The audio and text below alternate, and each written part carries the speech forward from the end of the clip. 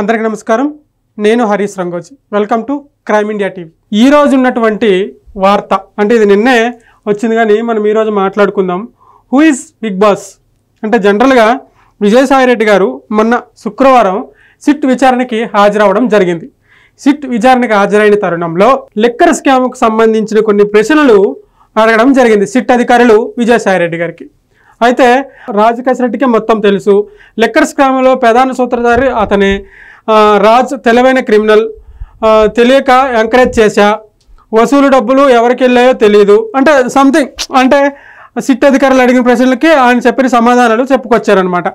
అయితే ప్రధానంగా గతంలో లిక్కరు ఆంధ్రప్రదేశ్లో ఏ విధంగా అమ్మకాలు జరిగాయి అంటే, లిక్కర్ అనగానే టెండర్లు వేసుకుంటాము, టెండర్లు వచ్చిన తర్వాత అది మనం వ్యాపారం కింద పెట్టుకుంటాం, ఏది ప్రైవేట్ వ్యక్తులు చేసుకుంటే. కానీ గతంలో ప్రభుత్వం ఏం చేసిందంటే ప్రభుత్వమే టెండర్లు వేసుకొని ప్రభుత్వం నిర్వహించడం జరిగింది.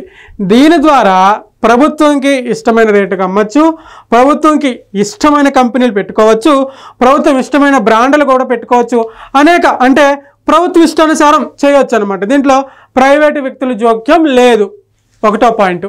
ఇక రెండో పాయింట్ ఏంటంటే, గతంలో ఏదైతే ఈ లిక్కర్ ఉందో, ఏదైతే ఈ మద్యం దుకాణాలు ఉన్నాయో, అసలు పనికి మాలిన బ్రాండ్లు, ఎవరు వినని బ్రాండ్లు, ఎప్పుడు చూడని బ్రాండ్లు, అసలు కల్తీ లిక్కరు, ఆ మద్యం తాగి చాలామంది ప్రజలు అనారోగ్యానికి గురైన విషయం మనం అందరం చూసిందే. చాలామంది చనిపోయారు కూడా, ఈ విషయం కూడా మనకు తెలిసిందే. అయితే ఇక్కడ ప్రధాన స్కామ్ ఏం జరిగింది, ఇక్కడ ప్రధాన అంశం ఏంటయ్యా అంటే, లిక్కర్ ఏదైతే ఉందో ఆ అమ్మకాల్లో చాలా పెద్ద స్కామ్ జరిగింది. ఏ విధంగా జరిగింది? జనరల్గా మనం ఎక్కడికైనా కిరాణా షాపుకి కానీ లేకుంటే ఏ షాపుకి కానీ వెళ్ళినప్పుడు అక్కడ నగదు పేమెంట్ ఉంటుంది, డిజిటల్ పేమెంట్ కూడా ఉంటుంది. కానీ ఇక్కడ ఓన్లీ నగదు పేమెంటే.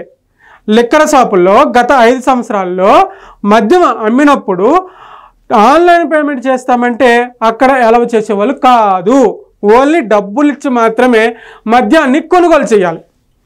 అయితే దీని ద్వారా ఇప్పుడు డిజిటల్ పేమెంట్ చేస్తే ఎంత పేమెంట్ అయ్యింది, ఎంత పేమెంట్ అకౌంట్లో పడింది అనేది అంతా ప్రభుత్వ లెక్కల్లో ఉంటుంది జనరల్గా. ఇక నువ్వు లిక్విడ్ క్యాష్ ఇస్తే ఎవరిచ్చారో, ఎంతకిచ్చారో, ఎంత ఇచ్చారో, ఎంత కమ్మావో, ఎంత వచ్చిందో ఎవరికి తెలుసు? ఆ డబ్బు పక్కదోవ పట్టించేశారు. ఆ విధంగా లిక్కర్ భారీ స్కామ్ జరిగింది. ఇదే కాకుండా కొత్త బ్రాండ్లు పెట్టడంతో అవి ఎంతకు తయారు చేశారు, కస్టమర్కి ఎంతకు అమ్మారు, మధ్యలో మార్జిన్ ఎంత, అది కూడా ఎవరికీ తెలియని విషయం. ఇది ఈ బ్రాండ్లు వాళ్ళకి ఇష్టం వచ్చిన ఎంఆర్పీలు రూపాయని పెట్టచ్చు, 10,000 పెట్టచ్చు, వాళ్ళకి ఇష్టమైన ఎంఆర్పీలు వేసుకోవడం జరిగింది.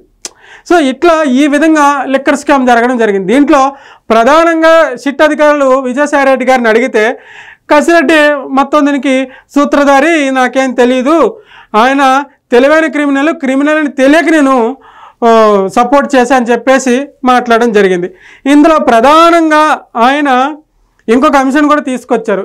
ఏమి అంటే విలేకరులతో మాట్లాడుతూ ఒక విలేకరు అడిగిండు, మరి మీరు వ్యవసాయం చేస్తామంటున్నారు కదా, మళ్ళీ రాజకీయాలు ఇవన్నీ ఎందుకు కనిపిస్తున్నారు సార్ అని అడిగితే, ఆయన ఒక ఆసక్తికరమైన అంశం చెప్పాడు.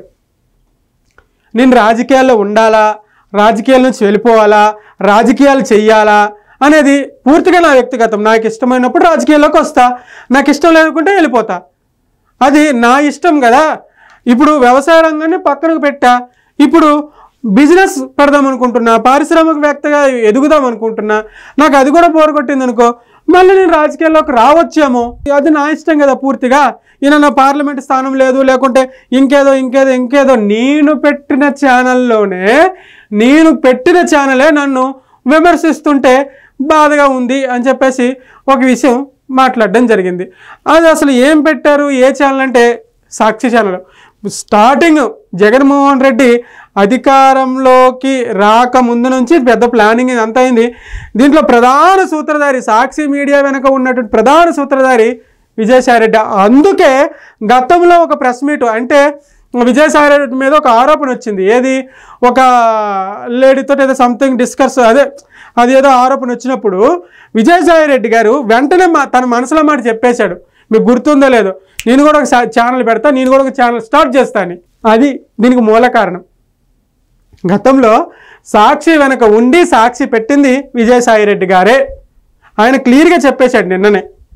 సో ఇది విజయసాయిరెడ్డి గారి మనసులో బాధ. ఏదేమైనప్పటికీ కూడా జగన్మోహన్ రెడ్డి గారు ఇప్పటికీ తప్పు చేస్తున్నారు, ఇంకా ఆయన రియలైజ్ అవ్వట్లేదు. ఇలాంటి కసిరెడ్డిల్ని మనం పెంచి పోషించిన పార్టీలో ఇలాంటి సీనియర్ని, ఇలాంటి డేరింగ్ అండ్ డాషింగ్ వాళ్ళని కాపాడుకోకుండా ఇలాంటి వాళ్ళని కాపాడుతున్న జగన్మోహన్ రెడ్డి గారిని, మరి అసలు ఫస్ట్ తప్పు జగన్మోహన్ రెడ్డి గారిది కాదు, జగన్మోహన్ రెడ్డి గారి చుట్టూ ఉన్నటువంటి క్వార్టరీ తప్పు. ఆయన కూడా అదే ప్రస్తావించారు. నాది 2వ స్థానం అనేవాళ్ళు. వైఎస్ఆర్సీపీ పార్టీలో జగన్మోహన్ రెడ్డి తర్వాత విజయసాయి 2వ స్థానం అనేవాళ్ళు. ఈరోజు 2వ స్థానం నుంచి 2000 స్థానంగా పడిపోయింది. అంటే నా మీద లేనిపోనివి జగన్మోహన్ రెడ్డి గారికి చెప్పి జగన్మోహన్ రెడ్డి గారి మనసు మార్చేసి నా స్థానాన్ని 2000కి దిగజేసారు. చాలా అవమానాలు భరించారు, చాలా ఇబ్బందులు పెట్టారు నన్ను. ఇవన్నీ తాళలేక పార్టీ నుంచి బయటకు వచ్చేసని చెప్పారు. ఇక్కడ అర్థమైపోతుంది జగన్మోహన్ రెడ్డి గారు అండ్ జగన్మోహన్ రెడ్డి గారు చుట్టూ ఉన్నటువంటి క్వార్టరీ గురించి. ఇది ఇవాళ వీడియో. Thank you.